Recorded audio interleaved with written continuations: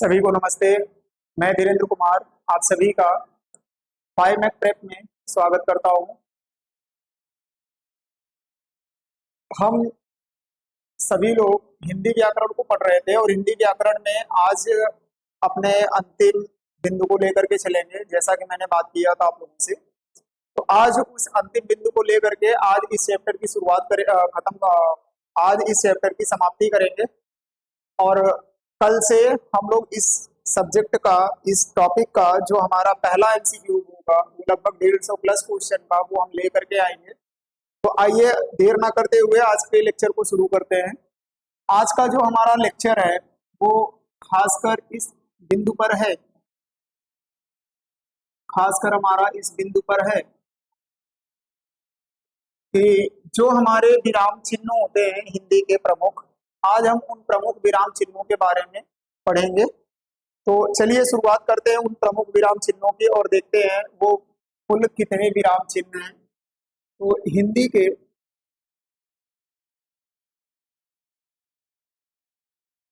के प्रमुख विराम चिन्ह, हिंदी के प्रमुख विराम चिन्ह।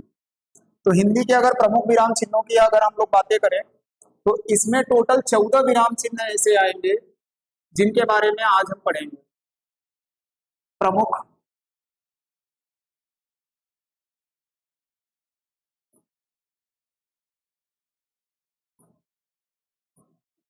प्रमुख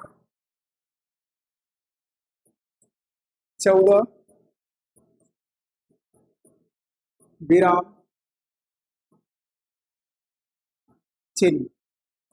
तो 14 विराम चिन्हों की अगर बातें करेंगे तो 1,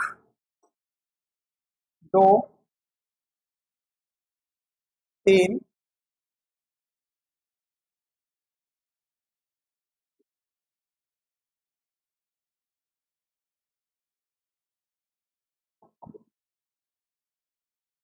1, 2, 3, 4, 5, 6, 7, 8, 9, 10, 11, 12 और ये हुआ हमारा 13 और ये हुआ 14।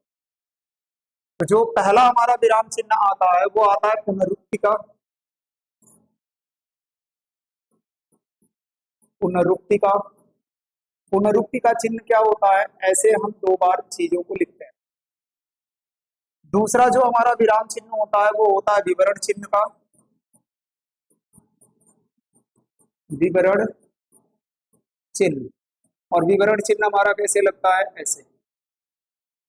तीसरा जो हमारा होगा वो होगा लाघव चिन्ह का। लाघव चिन्ह, और लाघव चिन्ह हमारा कैसा लगता है बच्चों? ऐसे। इसके बाद जो हमारा अगला विवरण चिन्ह होगा वो होगा निर्देशक चिन्ह का।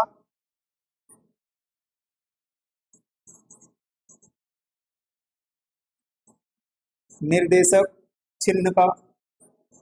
निर्देशक चिन्ह की जो लाइन होती है, ध्यान रखिएगा, थोड़ी बड़ी होती है क्योंकि आगे योजक चिन्ह भी मिलेगा तो उसकी भी लाइन ऐसे ही आपको देखने को मिलेगी। इसके बाद हमारे पास में आता है त्रिबिंदु।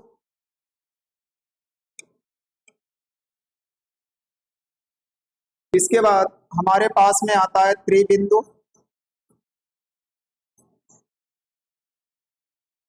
त्रिबिंदु त्रिबिंदु में ऐसे 3 डॉट होते हैं। इसके बाद हमारा आता है द्विबिंदु।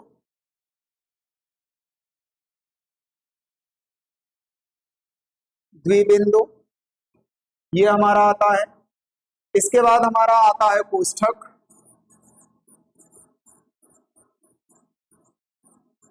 कोष्ठक। फिर हमारा आता है पूर्ण विराम।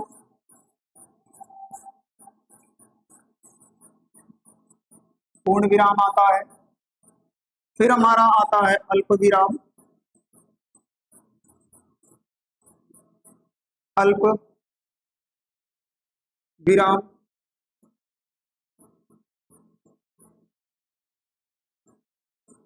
फिर हमारा आता है अर्धविराम।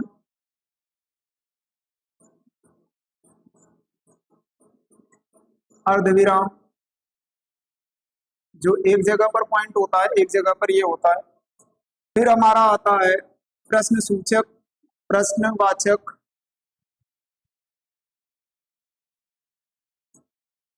प्रश्नवाचक चिन्ह।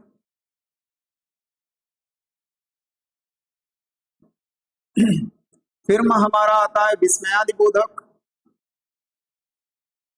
या विस्मय बोधक चिन्ह।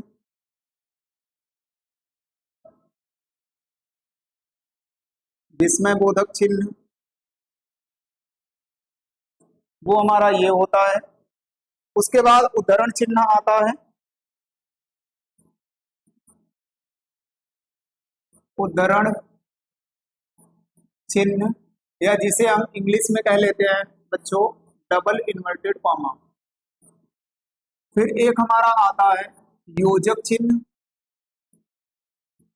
योजक चिन्ह, और इस योजक चिन्ह की जो लाइन होती है वो थोड़ी सी क्या होती है, छोटी होती है। तो हिंदी के प्रमुख अगर विरामों की हम लोग बात करें तो हिंदी में जो हमारे आगामी परीक्षाओं में जो हमारे पिछली परीक्षाओं में पूछे गए हैं, उन पिछली परीक्षाओं में ये कुल मिलाकर के 14 प्रकार के योजक चिन्हों के बारे में किसी न किसी एक का विवरण जरूर देखने को मिलता है। तो अगर इसमें हम लोग देखेंगे,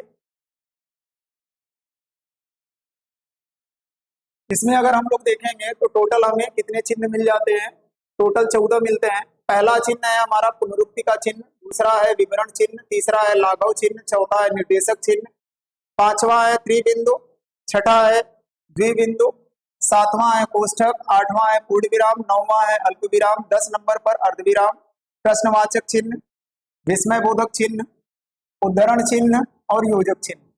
ये टोटल हमें 14 प्रकार के चिन्ह मिलते हैं और इन 14 के बारे में अब हम क्या करेंगे बच्चों, डिटेल में बातें शुरू करेंगे। तो चलिए इसके पहले बिंदु को उठाते हैं। देखिए ये जरूरी नहीं है कि सीरीज इनका यही हो, जो पहले महत्वपूर्ण है पहले हम उनके बारे में बातें करेंगे, फिर चीजों को धीरे धीरे आगे की ओर बढ़ाएंगे। तो सबसे पहले बिंदु के बारे में हम लोग पढ़ेंगे पूर्ण विराम के बारे में।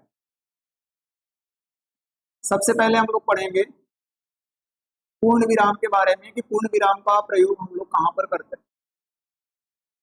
पूर्ण विराम का प्रयोग हम लोग कहां पर करते हैं, तो देखिए जिन चिन्हों का प्रयोग किसी साधारण वाक्य की समाप्ति के, जिन चिन्हों का प्रयोग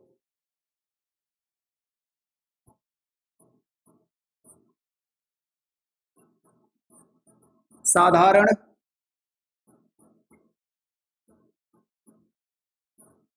वाक्य की समाप्ति, यानी जहां पर वाक्य हमारे क्या होते हैं बच्चों, समाप्त होते हैं, समाप्ति के लिए, समाप्ति के लिए होता है, समाप्ति के लिए होता है पूर्ण विराम चिन्ह कहलाते हैं।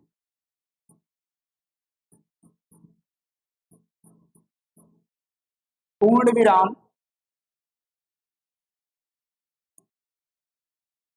कहलाते हैं।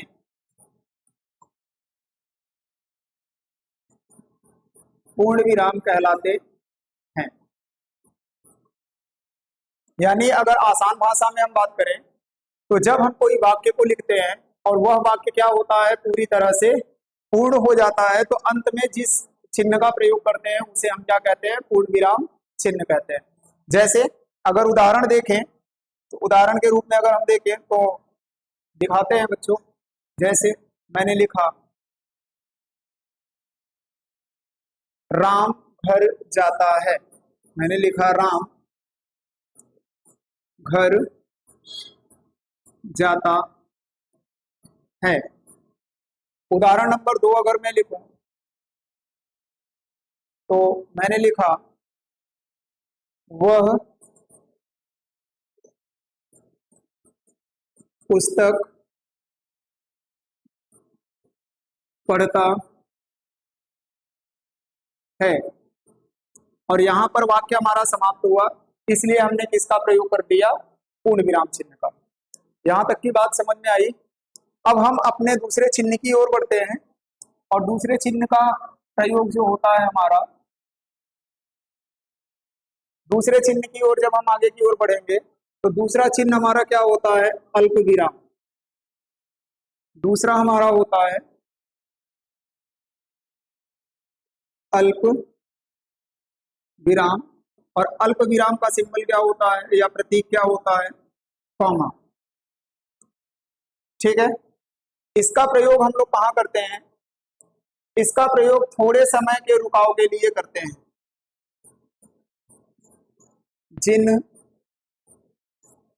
चिन्हों का प्रयोग,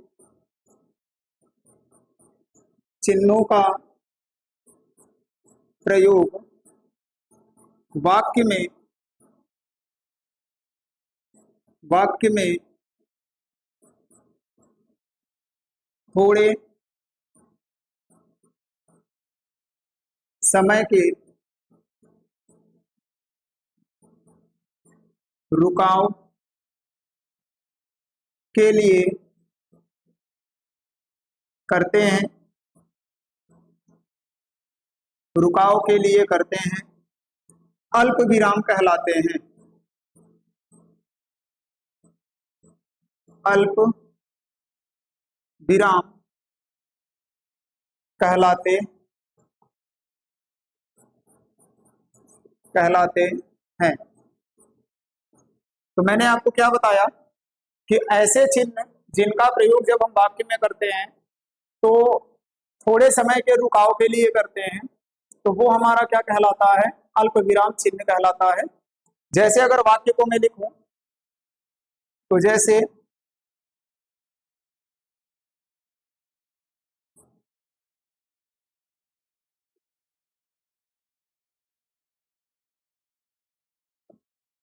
जैसे मैंने लिखा राम कॉमा श्याम तथा सीता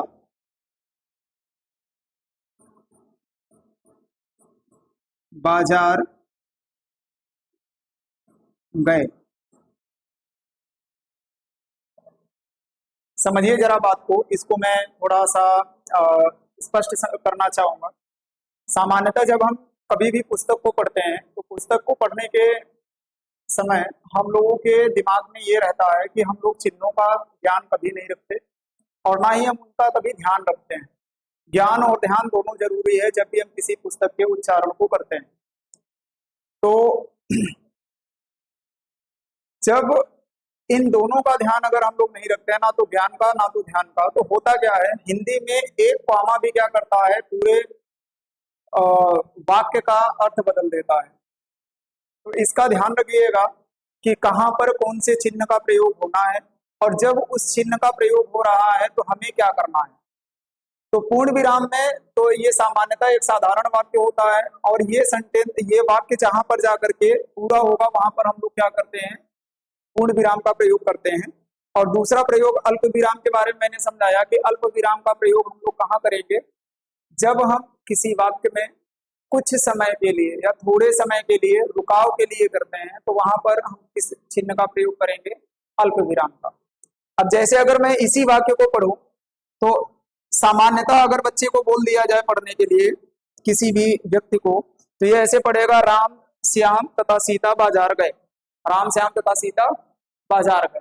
अब राम श्याम से अगर देखोगे तो ये चीजें क्या लग रही हैं, एक जैसी लग रही है। या देखो मैं इसी उदाहरण को थोड़ा सा अगर चेंज करूं, मैं सॉरी माय मिस्टेक, मैं यहाँ पर एग्जांपल लिख दिया हूँ, इसको मैं उदाहरण लिख देता हूँ।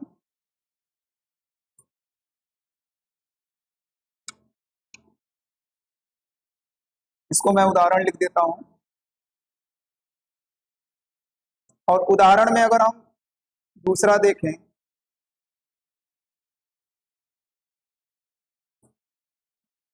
सीता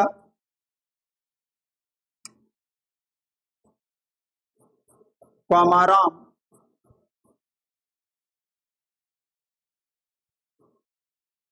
तथा रहीम मंदिर गए, मंदिर गए। अब देखिए, अब यहाँ जगह अगर इस दूसरे वाले उदाहरण को अगर हम देखें, तो अगर हम लोग इस चीज को जल्दी से पढ़ते हैं कि सीताराम रहीम बाजार गए, तो सीताराम क्या होता है? एक इकलौते व्यक्ति का भी नाम होता है। इसलिए हमें चिन्हों का उचित ज्ञान होना जरूरी है। तो ध्यान में रखिएगा, जब भी हम कॉमा का प्रयोग करते हैं तो कॉमा का प्रयोग हमेशा थोड़े समय के लिए, रुकाव के लिए करते हैं। तो ये दोनों चिन्ह मैंने आपको समझाया, इसे एक बार लिखिए, फिर बातों को आगे की ओर बढ़ाते हैं।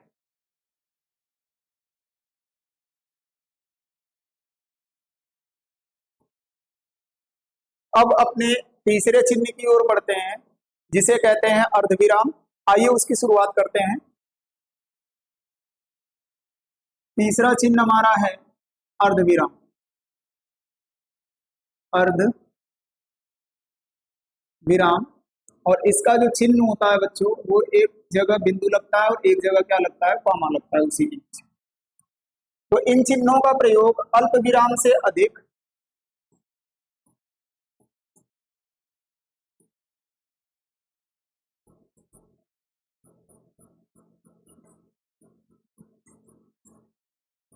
इन चिन्हों का प्रयोग अल्प विराम से अधिक तथा पूर्ण विराम से कम,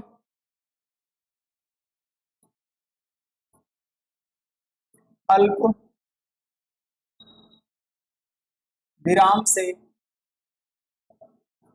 अधिक तथा पूर्ण विराम से ज्यादा,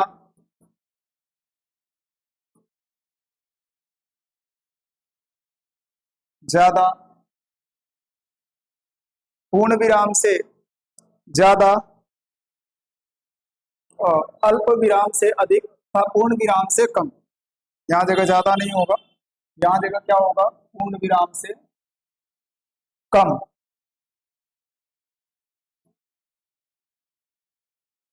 पूर्ण विराम से कम से कम रुकाव के लिए,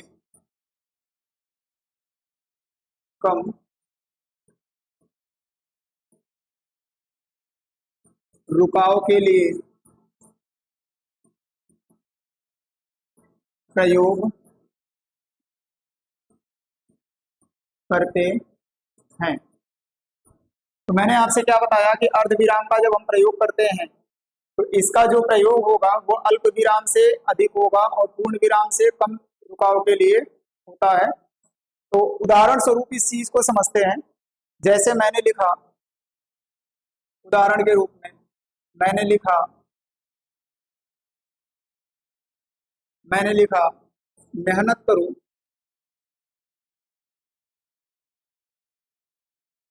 मैंने लिखा मेहनत करो,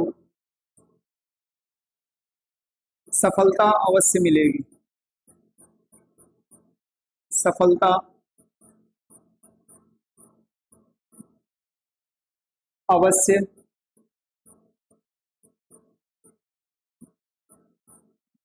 मिलेगी। तो जब भी इस वाक्य को हम बोलेंगे तो हम लोग क्या करेंगे? पूर्ण विराम से कम समय लेंगे और अल्प विराम से ज्यादा समय लेंगे। तो ऐसे पढ़ेंगे, मेहनत करो, सफलता अवश्य मिलेगी, मेहनत करो, सफलता अवश्य मिलेगी। जैसे अगर अगले उदाहरण की बात करें, अगले उदाहरण की बात करें तो हमें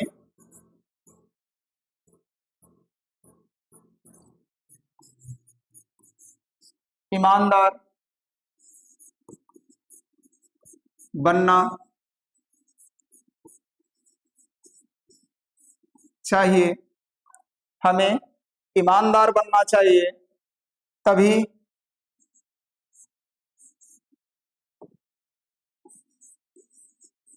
तभी सम्मान मिलेगा, सम्मान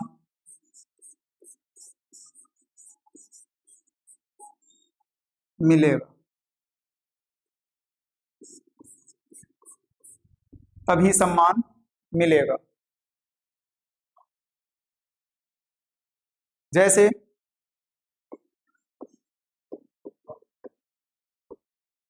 समय अमूल्य है, समय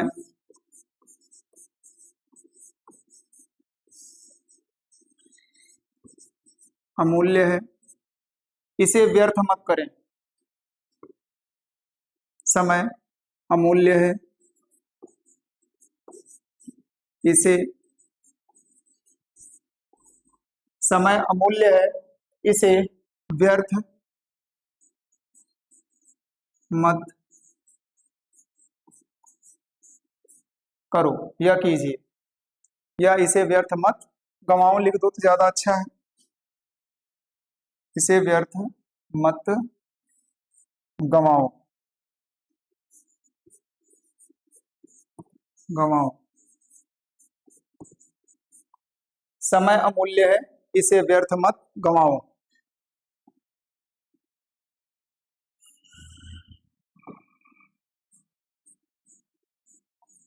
गवाओ।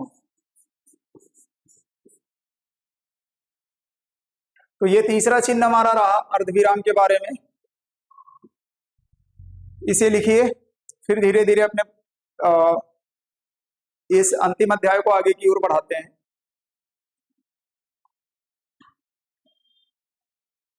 अब हमारा जो अगला चिन्ह निकल के आ रहा है वो हमारा चिन्ह कौन सा है? प्रश्नवाचक चिन्ह। तो अब उसकी बात करेंगे। चौथे पर है हमारा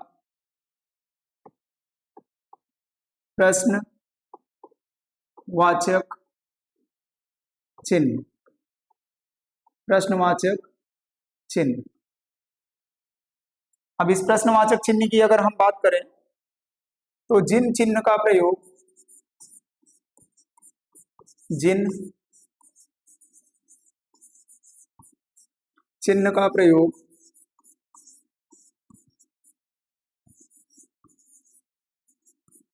प्रश्न सूचक वाक्यों में किया जाता है,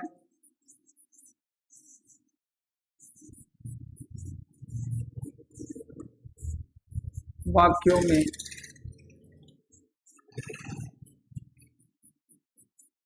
किया जाता है,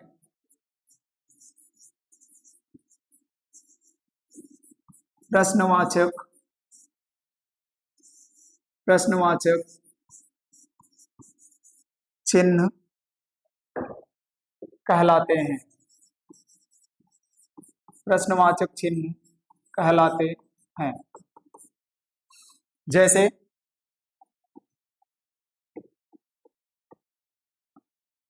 जैसे तुम कहां जा रहे हो?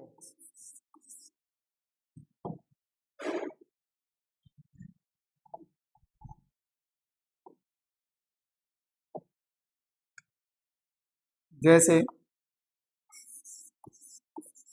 तुम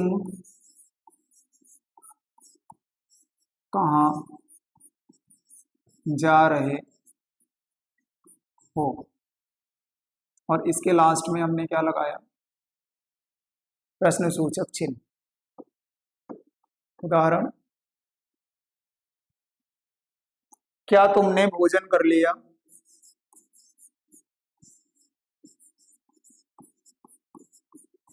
क्या तुमने भोजन कर लिया? तो जिन चिन्हों का प्रयोग हम क्या करते हैं बच्चों, प्रश्न सूचक वाक्यों में करते हैं, वो सभी के सभी चिन्ह हमारे क्या कहलाते हैं? प्रश्न सूचक या प्रश्नवाचक चिन्ह कहलाते हैं। तो यहां जगह तक की चीजें आपको समझ में आई हैं। अब हम अगले चिन्ह के ऊपर चलते हैं। पॉइंट नंबर 5, विस्मय बोधक चिन्ह। विस्मय बोधक या इसी को विस्मयादि बोधक भी कहते हैं। विस्मय बोधक चिन्ह, और ये रहा हमारा विस्मयबोधक चिन्ह का साइन। ठीक है, ये क्या होते हैं? जिन चिन्हों का प्रयोग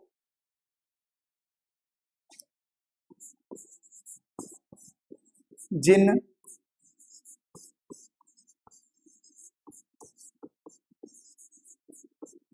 चिन्हों का प्रयोग जिन चिन्हों का प्रयोग हर्ष, शोक, आश्चर्य, दुख, हर्ष, शोक,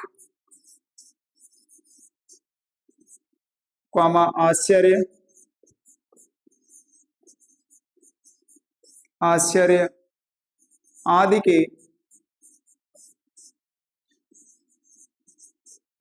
के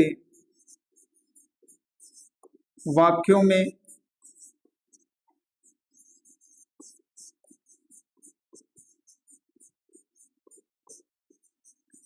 किया जाता है। जिन चिन्हों का प्रयोग हम हर्ष, शोक, आश्चर्य आदि भाव प्रकट करने के लिए करते हैं, या ऐसे लिख लो, आदि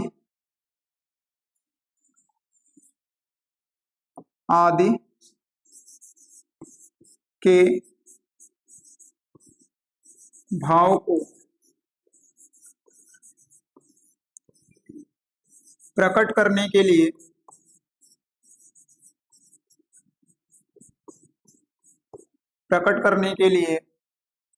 करते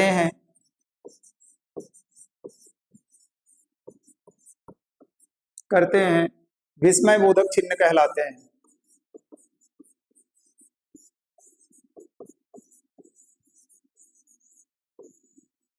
विस्मय बोधक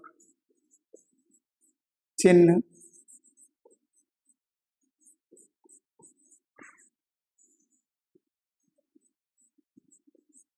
कहलाते हैं। जैसे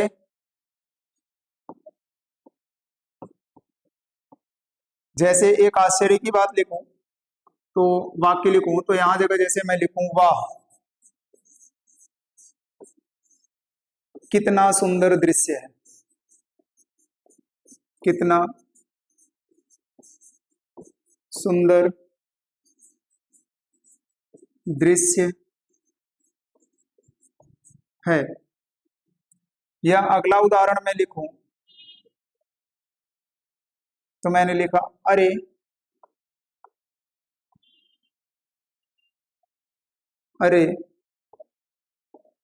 वह चला गया। तो देखो, ये तो बात है बेटा किसकी? आश्चर्य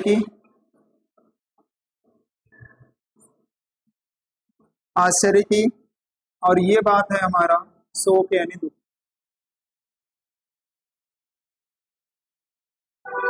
तो ये 5 चिन्ह हम लोगों ने पढ़े, और अब धीरे धीरे बातों को हम आगे की ओर बढ़ाते हैं। तो यहां जगह तक की चीजें लिखिए।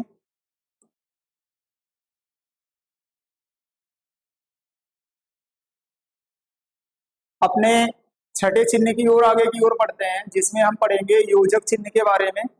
तो अगला जो चिन्ह हमारा है वो हमारा कौन सा चिन्ह है? योजक चिन्ह। और योजक चिन्ह ये होता है, ये 6 नंबर पर है। तो योजक चिन्ह क्या होता है? जिन चिन्हों का प्रयोग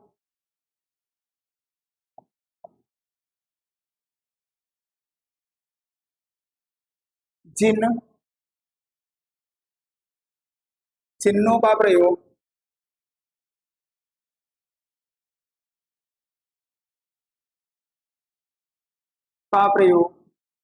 दो शब्दों या पदों को जोड़ने में होता है।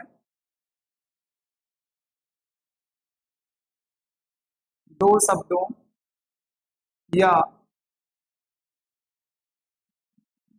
पदों को जोड़ने के लिए किया जाता है। जोड़ने के लिए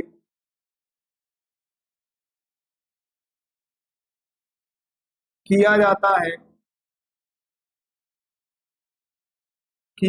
है योजक चिन्ह कहलाते हैं। योजक चिन्ह कहलाते हैं। तो जिन चिन्हों का प्रयोग हम किन्हीं दो शब्दों या दो पदों को जोड़ने के लिए करते हैं, वो सभी हमारे क्या कहलाते हैं, वो चिन्ह हमारे क्या कहलाते हैं, योजक चिन्ह कहलाते हैं। जैसे अगर बात करें एग्जाम्पल की, उदाहरण की, तो उदाहरण के रूप में अगर हम देखें तो जैसे उदाहरण में मैंने लिखा दिन रात मेहनत करो, मैंने लिखा दिन रात। अब देखो दो शब्द निकल करके, दिन रात, दिन रात, दो शब्द निकल करके आ रहे हैं, तो दिन रात मेहनत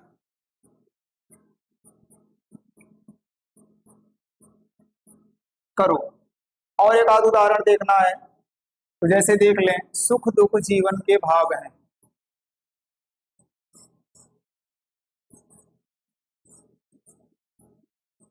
सुख दुख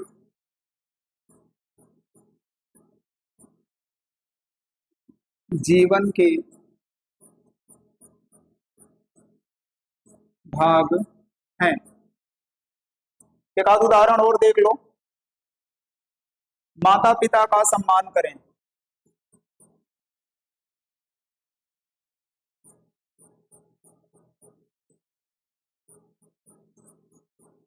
माता पिता का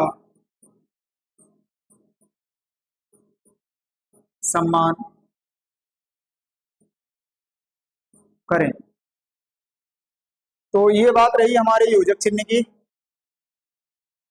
अब इसके बाद हम लोग अब अगला लेकर के चलेंगे जिसे हम कहते हैं उद्धरण चिन्ह। तो चलिए उसकी भी बात यही जगह कर लेते हैं। अगला हमारा है उद्धरण चिन्ह, 7 नंबर पर।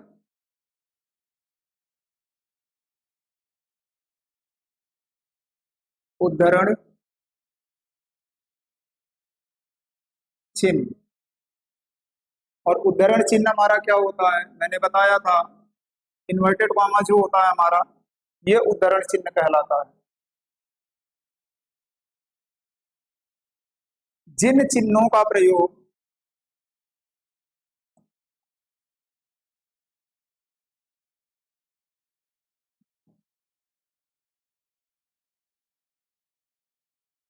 जिन चिन्हों का प्रयोग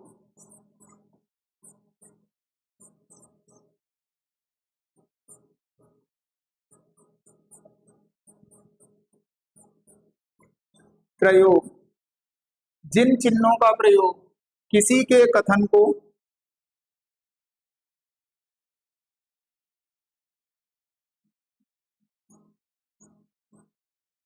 किसी के कथन को ज्यों का त्यों दर्शाने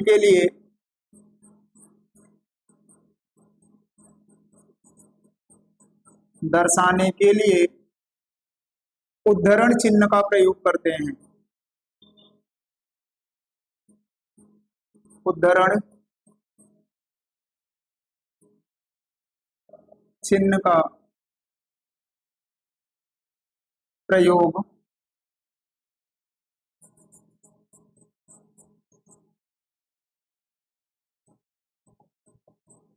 करते हैं।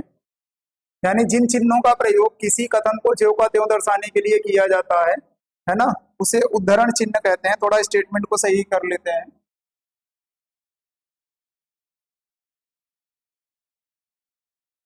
दर्शाने के लिए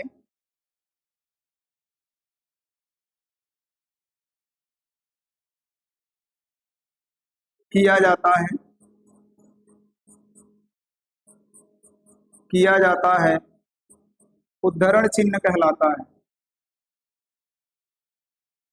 उद्धरण चिन्ह कहलाता है।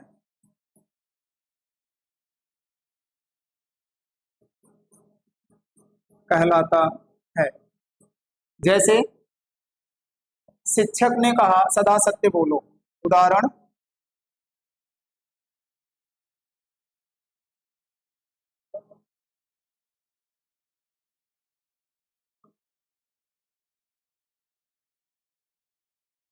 शिक्षक ने कहा।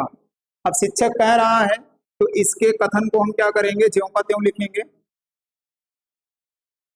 सदा सत्य बोलो, सदा सत्य बोलो। एक और उदाहरण अगर देख लें, एक और उदाहरण अगर देख लें, महात्मा गांधी ने कहा अहिंसा सबसे बड़ा धर्म है।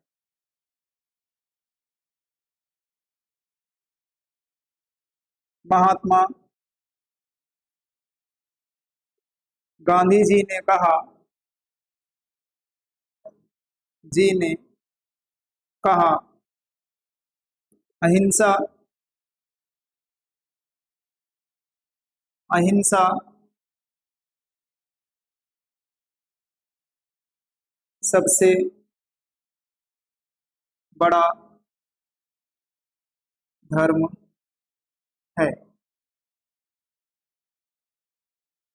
तो ये बात रही हमारे उद्धरण चिन्ह की। तो यहाँ जगह तक की चीजें लिखिए, फिर अपनी चीजों को आगे की ओर बढ़ाते हैं।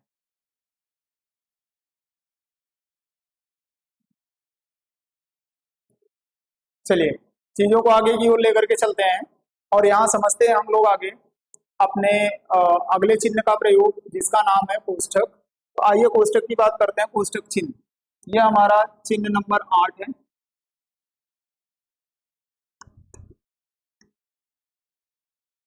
कोष्ठक चिन्ह यानी कोष्ठक का प्रयोग हम लोग कहाँ कहाँ पर करेंगे। तो कोष्ठक का प्रयोग अतिरिक्त जानकारी या स्पष्टीकरण देने के लिए किया जाता है। कोष्ठक का प्रयोग अतिरिक्त जानकारी या स्पष्टीकरण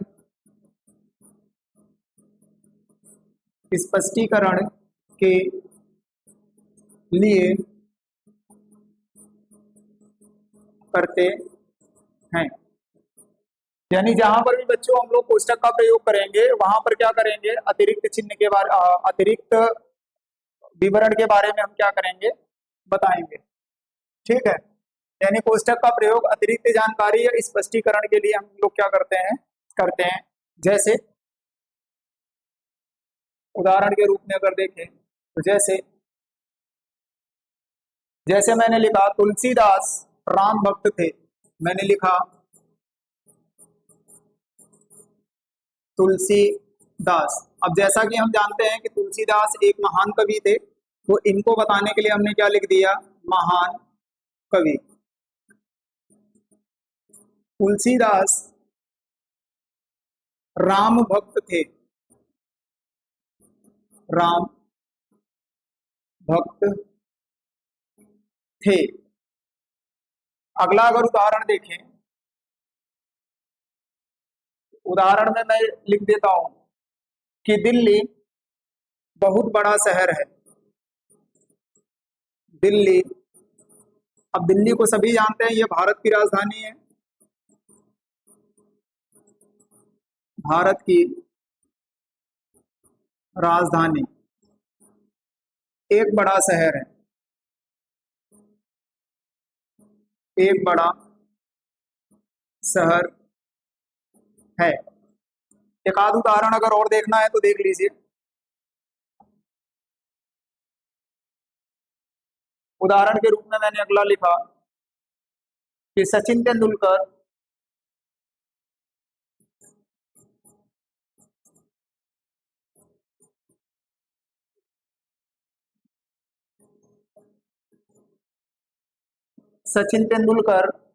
और सचिन तेंदुलकर के बारे में जानते हैं, ये क्रिकेट के एक महान बल्लेबाज थे, महान बल्लेबाज हैं, महान बल्लेबाज को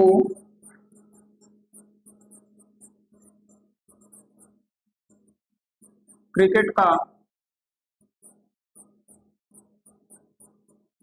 भगवान माना जाता है। तो ये हमारी बात रही कोष्टक चिन्ह की। अब आगे की ओर चीजों को बढ़ाते हैं और अब हम सीखते हैं द्विबिंदु के प्रयोग को, कि द्विबिंदु का प्रयोग हम लोग कहाँ पर करते हैं। तो चलिए यही जगह चीजों को देख लेते हैं आगे की ओर। 9 नंबर पर हमारा आएगा द्विबिंदु प्रयोग, द्विबिंदु चिन्ह, द्विबिंदु चिन्ह, द्विबिंदु चिन्ह। इस चिन्ह का प्रयोग सूची, कथन या विवरण को प्रारंभ करने के लिए किया जाता है।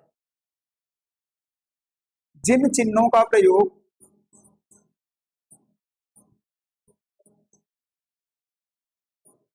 जिन चिन्हों का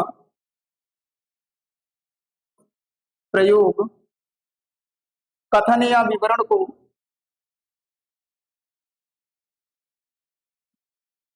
कथन या विवरण को प्रारंभ करने के लिए किया जाता है, प्रारंभ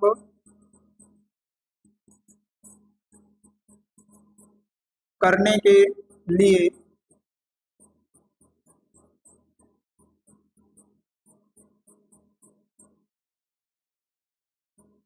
किया जाता है। या मैं यहाँ जगह जिन की जगह पर इन लिख देता हूं, इस चिन्ह,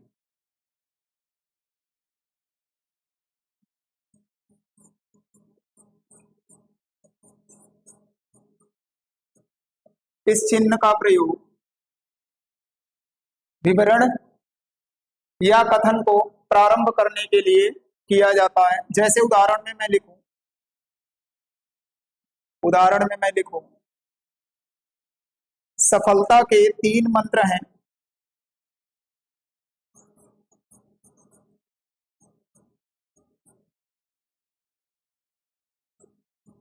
सफलता के 3 मंत्र हैं।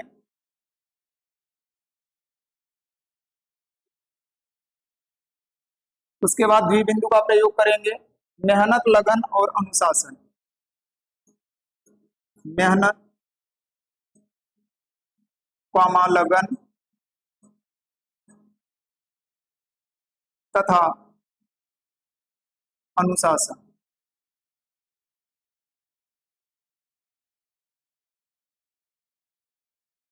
तो यहां जगह मैंने बताया कि कथन या विवरण को प्रारंभ करने के लिए, यहां जगह हमने क्या बताया, सफलता के 3 मंत्र, ये तो हमारे कथन है और इसका विवरण यानी विस्तार हमने यहाँ पर बता दिया। तो हम लोग इसे क्या कहते हैं, द्विबिंदु चिन्ह कहते हैं।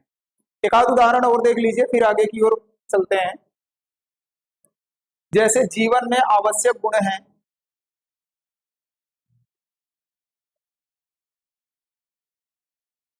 जीवन में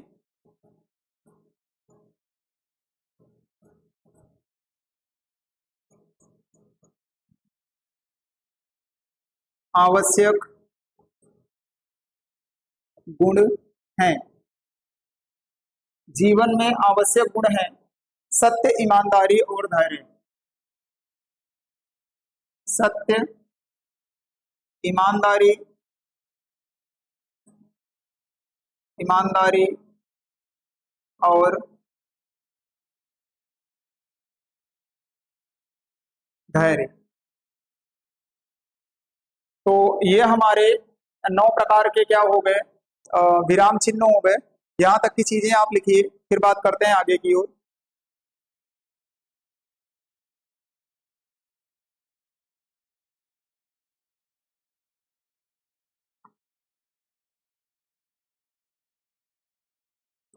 चलिए चीजों को आगे की ओर बढ़ाते हैं।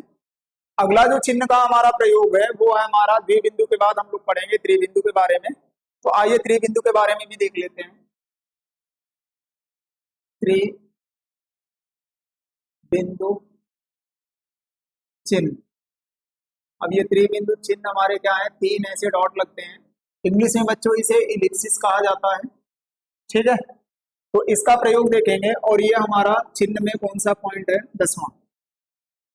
तो जिन चिन्हों का प्रयोग अधूरी बात, रुकाव या आगे कुछ शेष होने का संकेत देने के लिए किया जाता है,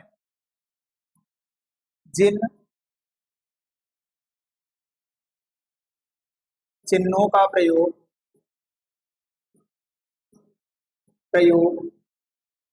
अधूरी बात,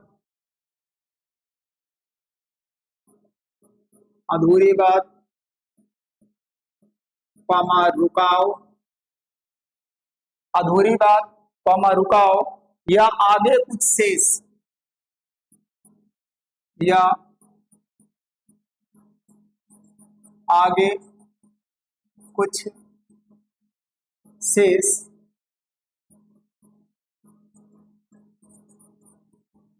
बताने के लिए किया जाता है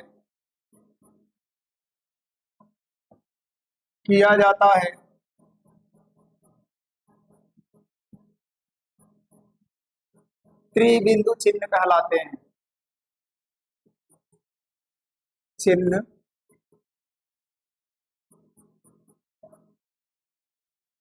कहलाते हैं।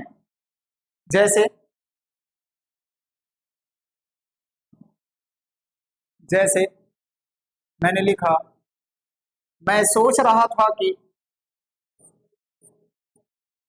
मैं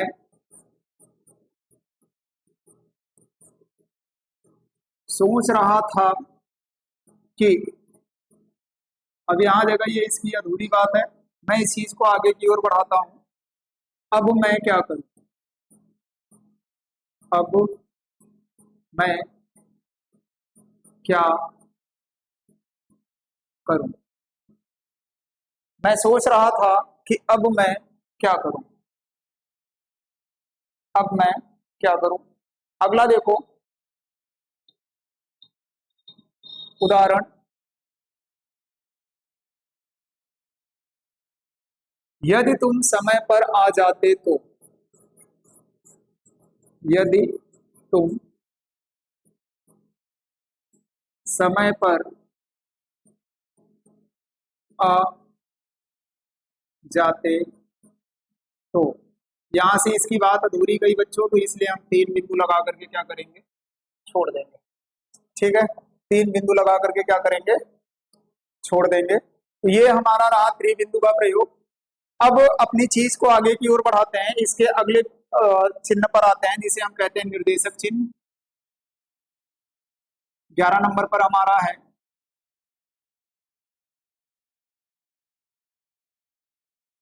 निर्देशक चिन्ह। ध्यान रखिएगा बच्चों कि योजक चिन्ह और निर्देशक चिन्ह में थोड़ा सा अंतर है कि इनकी जो लंबाई होती है वो थोड़ी सी डिफरेंट होती है, बाकी चिन्ह दोनों के एक ही है ना। जो इनकी लंबाइयां होती है वो थोड़ी सी अलग होती है। जैसे इन चिन्हों का प्रयोग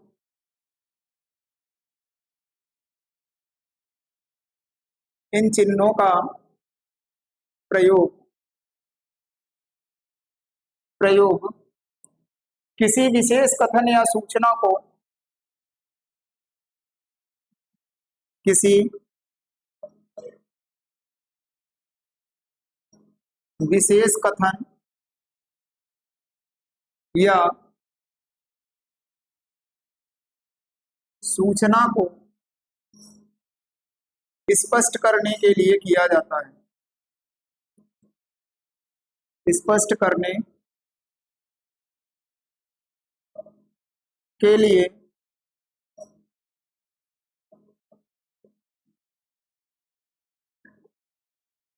किया जाता है। जैसे जैसे उदाहरण में अगर देखें, उसने एक बात कही,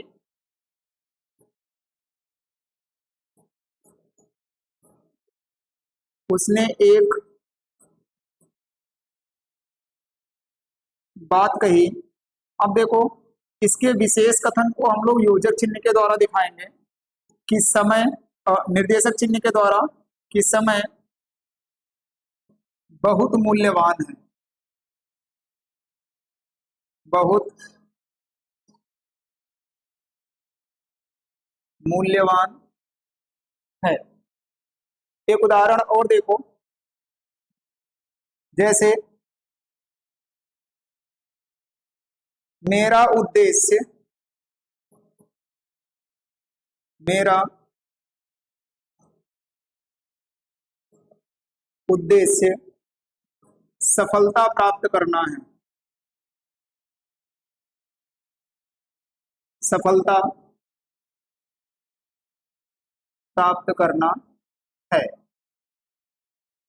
मतलब क्या है बच्चों, मतलब मैंने ये बताया कि जब हम किसी कथन या सूचना को स्पष्ट यानी अलग से स्पष्ट करने के लिए करते हैं तो वहां पर हम लोग निर्देशक चिन्ह का प्रयोग करते हैं। तो इसे भी लिख लीजिए, फिर बढ़ते हैं आगे की ओर।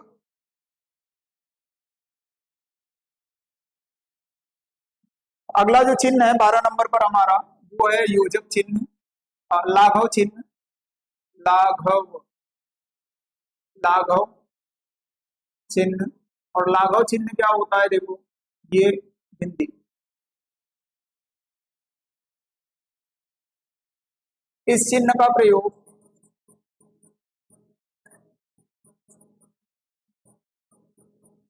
इस चिन्ह का प्रयोग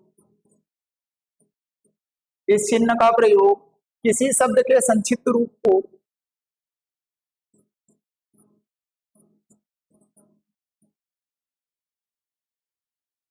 किसी शब्द के संक्षिप्त रूप को दर्शाने के लिए किया जाता है।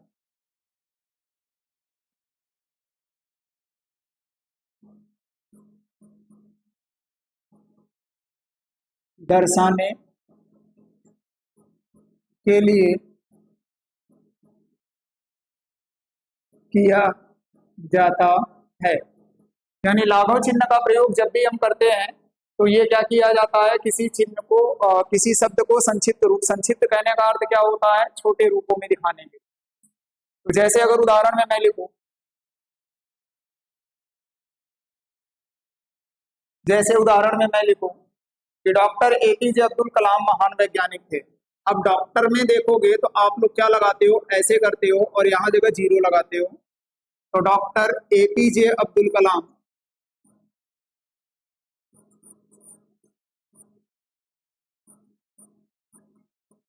एपीजे अब्दुल कलाम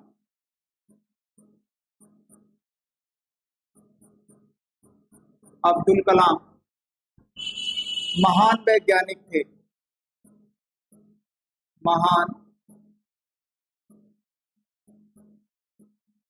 वैज्ञानिक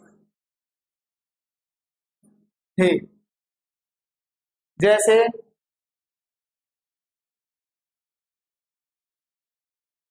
जैसे कुमारी रीना प्रतियोगिता में सफल हुई, तो इस कुमारी के आगे हम लोग ऐसे जीरो लगाते थे। कुमारी रीना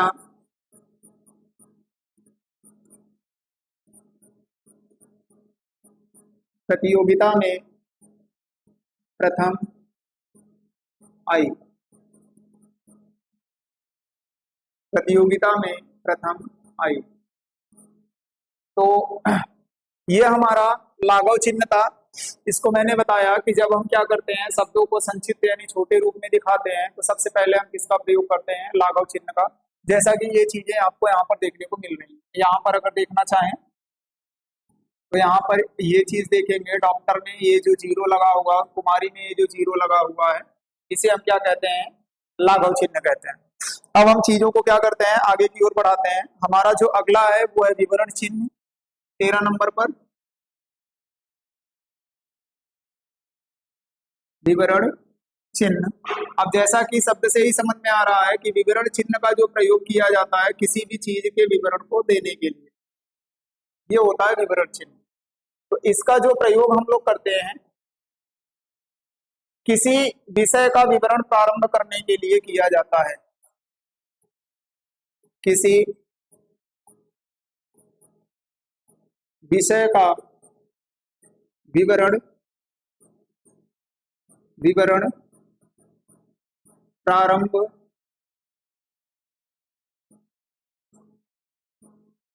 करने के लिए किया जाता है। यानी जब भी हम किसी विषय के विवरण को बताते हैं तो हम हमेशा किस चिन्ह का प्रयोग करते हैं? विवरण चिन्ह का प्रयोग करते हैं। उदाहरण के रूप में समझेंगे तो ज्यादा अच्छे से समझ में आएगा। जैसे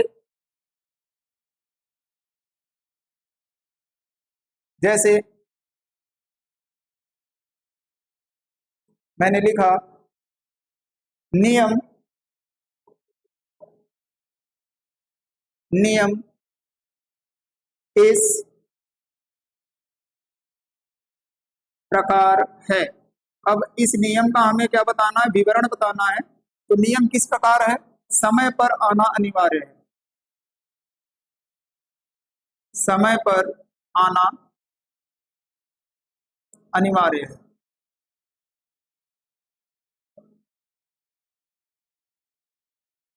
अनिवार्य है। या जैसे दूसरा, परीक्षा के निर्देश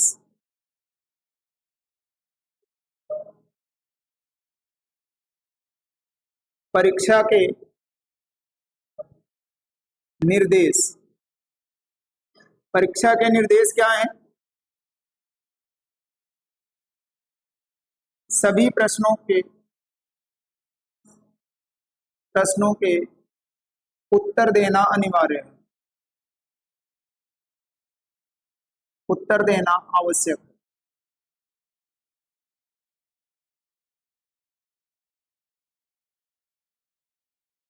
आवश्यक। तो ये बात रही हमारे विवरण चिन्ह की। अब एक लास्ट जो हमारा चिन्ह है उसी को पढ़ करके आज हम लोग हिंदी वर्णमाला को समाप्त करेंगे पूरी तरीके से। तो जो लास्ट हमारा चिन्ह है उस चिन्ह का नाम हमारा क्या है? पुनरुक्ति चिन्ह। पुनरुक्ति चिन्ह। और पुनरुक्ति चिन्ह का जो प्रयोग होता है वो ऐसे करके डबल आप लोग कर देते हो कभी कभी। तो इस चिन्ह का प्रयोग क्या होता है? देखो, जिन चिन्हों का प्रयोग ऊपर लिखे गए शब्दों को दोबारा न लिखकर उसके स्थान पर किया जाता है, जिन चिन्हों का प्रयोग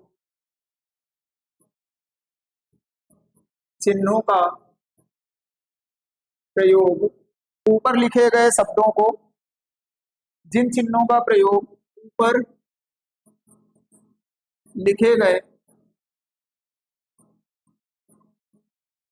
लिखे गए शब्दों को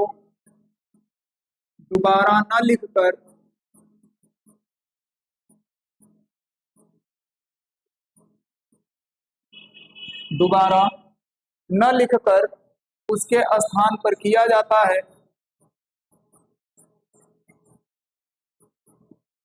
उसके स्थान पर किया जाता है, पुनरुक्ति चिन्ह कहलाता है। पुनरुक्ति चिन्ह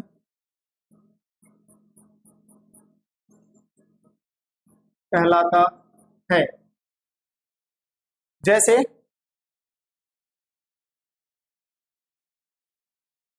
उदाहरण के रूप में देखेंगे तो जैसे राम और यहां जगह मैंने लिख दिया हिंदी।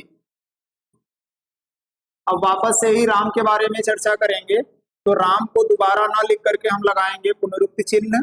और यहां जैसे मैंने लिख दिया अगले विषय को ले लिया अंग्रेजी। दूसरे अगर उदाहरण को देखें जैसे मोहन, जैसे यहां जगह मैंने लिखा मोहन और यहां जगह मैंने लिख दिया गणित। और वापस से हमने मोहन को ही यहां पर लिखा और यहां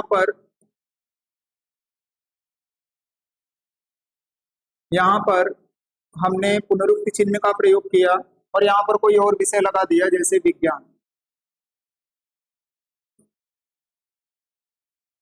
विज्ञान। तो आज हम लोग अपने हिंदी वर्णमाला को समाप्त किए। आशा करते हैं कि इन चिन्हों का प्रयोग आपको समझ में आया है, और आज की बातें बस यहीं तक ही करेंगे। इसके बाद हम लोग अपने लाइव क्लास पर आएंगे, जिसमें हम जो पिछली परीक्षाओं में पूछे गए प्रश्न हैं और आगामी परीक्षाओं में किस प्रकार के प्रश्न बन सकते हैं, इन सभी प्रश्नों की बात करेंगे। तो यहाँ तक आप लोगों का साथ देने के लिए धन्यवाद। फिर अगले जब चैप्टर की शुरुआत करेंगे तो अगला जो अध्याय हमारा चलेगा वो चलेगा संधि और संधि विच्छेद। तो आज की बातें बस यहीं तक। आज इस चैप्टर की समाप्ति करते हुए सबको धन्यवाद। कल फिर मिलते हैं आप लोगों से।